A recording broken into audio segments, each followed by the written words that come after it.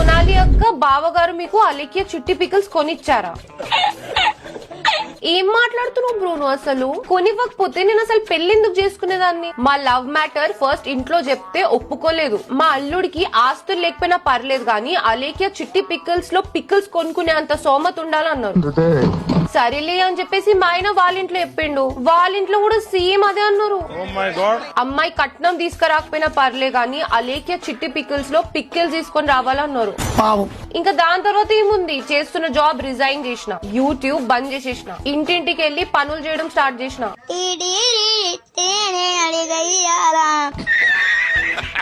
దానితోటి డబ్బులు సంపాదించిన. మా ఆయననేమో రాజా సినిమాలో వెంకటేష్ లాగా పొద్దున్నే లేచి సైకిల్ వేసుకుని పాల ప్యాకెట్ వేసేవాడు.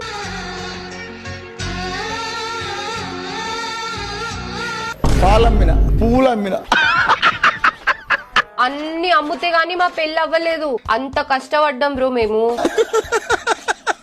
ఇంత కష్టపడిన తర్వాత మా డాడీకి వెళ్ళి చెప్పిన, డాడీ కాబోయే అల్లుడు అలేఖ్య చిట్టి పికిల్స్ లో పికిల్స్ కొన్నాడని చెప్పి. దాంతో మా నాన్న,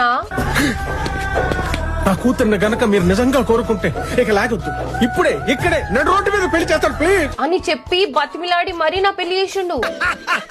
పెళ్లిలో భోజనాలు పెడతారు కదా, దాంట్లో కూడా ఇదే పచ్చడి వడ్డించినాం.